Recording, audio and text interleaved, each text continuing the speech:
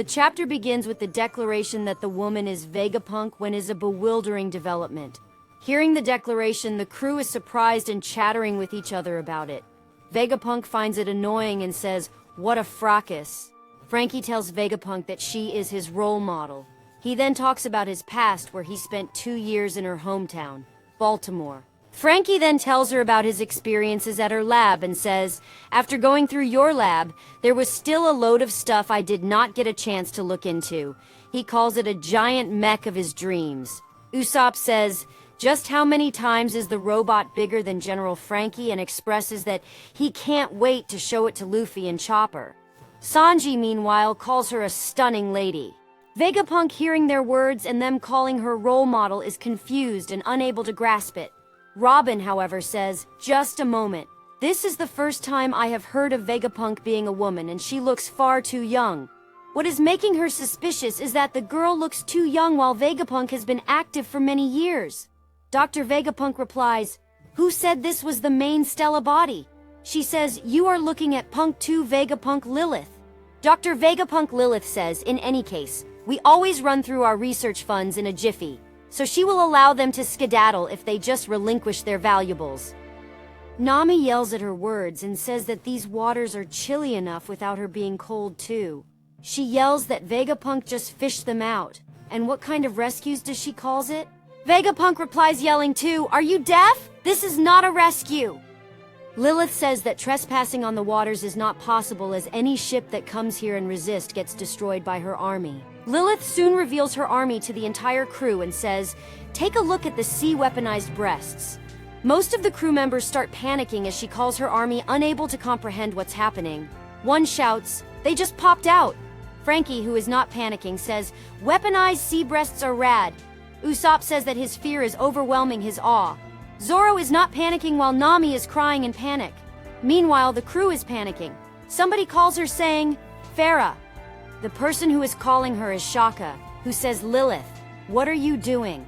He questions her why does she always insists on looting and tells her to have some pride as a scientist. Lilith tells Shaka to put a sock in it and asks him, "Can your infernal pride keep the lights going on?" Shaka informs her that she is dealing with the Straw Hat Pirates, a newly dubbed Emperor crew who is not going to meekly surrender. Lilith says that they must have a heap of treasure stashed away. Shaka warns her that even so, she made a foolish blunder. Lilith replies that she has not made a blunder as she has them surrounded. Shaka tells her to not underestimate them and points her attention to the swordsman. Lilith looks at the crew with wide eyes.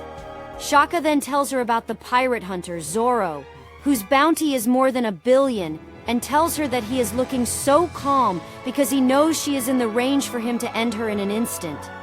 Lilith looks at Zoro in confusion while Zoro looks calm. Shaka then says that the same goes for Devil Child Nico Robin, who is looking calm.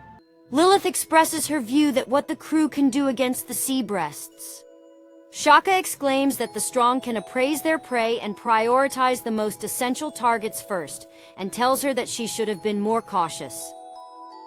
Lilith realizes that the imbeciles around the crew have lulled her into a false sense of security and accepts that she was careless. At the moment, Zoro informs Dr. Vegapunk that there is something they want from her, and tells her Tat she would better play nice. Shaka agrees to consider the crew's demands, and asks Lilith to bring them here as he has interest in that crew. Meanwhile, on the Egghead Island, Luffy asks Bonnie if she has been here before. Bonnie replies that she visited the place when she was a kid, and it was still a pretty run-of-the-mill lab at the time though. Luffy then asks her that how come she came back here. Bonnie tells him that she is here for the answers, and I will have a bad life if I don't like what I hear. As the group is making their way up to the island's surface, Bonnie reveals that Vegapunk is the one who turned her dad into a cyborg. Luffy finds it awesome. Vegapunk tells him that it is completely not as his father lost his sense of self, and he does not even know who he is anymore. He is nothing but a living weapon now. Luffy calls it awful and exclaims that it is really unforgivable. Luffy then says sorry to Bonnie. As they reach the surface, Chopper says, "We have made it to the surface." Nami and Frankie are tired off climbing. Luffy is happy reaching at the surface and says, "Let's track down some grub." Bonnie then remembers that she forgot to mention that she ran into Spo at Mary Joy's, but she decides to spill the beans later. The crew is left surprised seeing the theme park on the island, and one of the crew members exclaims, "What is all this stuff?" One member says, "That is it, a giant robot?" The crew finds all sorts of things there, from the robot to a space monster. Jinbei expresses that, "What is the world?" The other crew member says he will be back after he takes one for a ride. Bonnie says, "Remember, we are infiltrating this place." Chopper asks Luffy to take care while Luffy slingshots himself towards the monster like a rocket. It seems like the monster has eaten Luffy as the monster's open mouth has now closed. Chopper and Bonnie are shocked and yells, "Luffy has been eaten!" However, Luffy has not been eaten but harmlessly passes through the monster and is knocking in the air before colliding with the ground. Jinbei asks Luffy if he is okay. Luffy says that initially he thought he got swallowed, but he is unable to complete his words because Bonnie interrupts them in between yelling, "Is that a giant parfait?" pointing their attention to a direction. She says there are cookies and fruits too, and look at all that cream. Luffy, Bonnie, and Chopper jumps towards the meal, thanking for the meal. Jinbei, however, stays behind and says, "Hold it.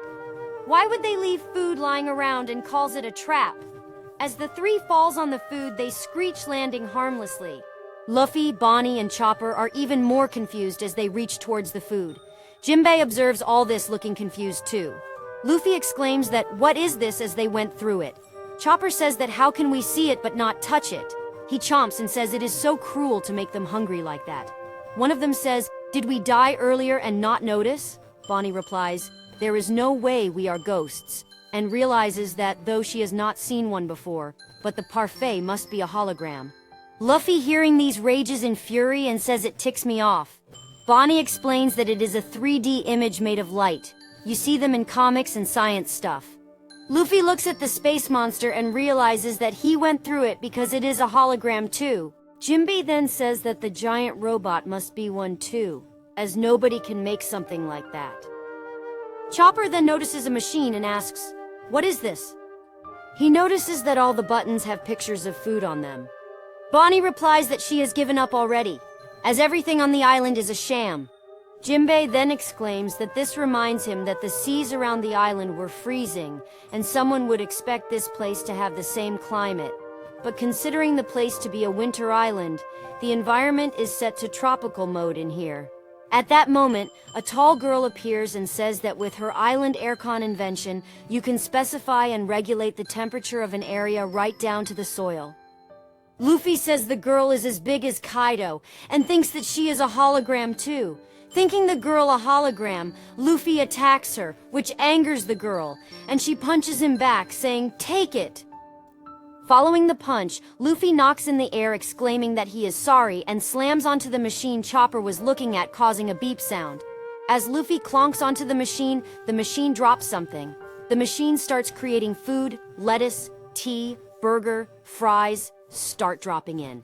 Bonnie grabs the food and then exclaims that she can touch the food and it is real, with hunger dripping her tongue. Bonnie, Luffy, and Chopper feasts on the machine's food, calling it so good. The three tells each other to press the next one. Different types of food drops from the machine. Observing this, the tall girl says, "Well, at least you appreciate my work," and tells them that it is the unmanned device. It can turn raw ingredients into one of 500 unique dishes in under a minute. The tall girl tells them that the make do with what you have got mode is the best. The tall girl then expresses that she cannot be too happy since a lack of competent engineers means that this bucket of bolts cannot be mass-produced. Is following the blueprints damn hard? The tall girl then says it really pisses me off and that the island aircon is in the same boat. Its sensors can monitor living creatures, and it could tame the weather if she had a bit more money. The girl has endless ideas but not enough resources. In her frustration, she punches the hologram monster, which surprises everyone. She explains that she has photonic gloves which allow her physically interact with light. A new hollow fizzles life into a girl with P28 on her top. She gives the tall girl a high five as the scientist explains something is only real if you can perceive it. But touching a projected object turns that on its head, does not it? Luffy, while eating food, says so that girl is not real? The tall girl turns angry and says, debates on what makes something real are as old as time. It is something you have to decide for yourself, but I consider the matter settled. Jinbei asks the tall girl who she is. The tall girl says that she is their resident, scientific genius for hire, Dr. Vegapunk Atlas, Punk 5. Everyone is shocked and Bonnie says that the girl is lying. Luffy exclaims that he has heard the name Vegapunk as Kobe told him about her. Now we cut to the oceans, a new world, where a ship is sailing. Aboard are the CP0 agents Rob, Lucci, Stussy, and Kaku, wearing white outfits. Kaku tells Lucci to just keep listening, as he tells him that Vegapunk is technically still a single individual. Kaku tells Lucci that his genius is second only to his business and has not enough time. Kaku says to Lucci, "You say they say you are a busy beaver, right?" Lucci says imagine as there were more than one beaver. That was his grand idea to split up into 6 people. In other words, all 6 of the satellites are also Dr. Vegapunk, as he split himself into 6 satellite bodies. Kaku is holding a paper on which the 6 satellites of Vegapunk are mentioned. Punk 1, Shaka, whose trait is logic. Punk 2, Lilith, whose trait is evil. Punk 3, Edison, whose trait is flair. Punk 4, Pythagoras, whose trait is wisdom. Punk 5, Atlas, whose trait is wrath. And Punk 6, Yolk, whose trait is desire. Lucci says that he feels like the weird one for being only one, thinking that it's impossible and how geniuses are such a pain. Lucci says that their mission is to first return the Seraphim, the problem child, back to the Egghead Island. Kaku says that they need to take care not to damage any of the lab's precious assets, as they are here to eliminate every last Vegapunk. Lucci says that they are meant to kill the single most useful man in the world, and wonders if this has something to do with the recent Lelouchia incident. Stussy says, someone with instincts like yours should know better than to question these things. Kaku agrees to Het and says, don't get us in any hot water, Lucci. They have made a calculated plan.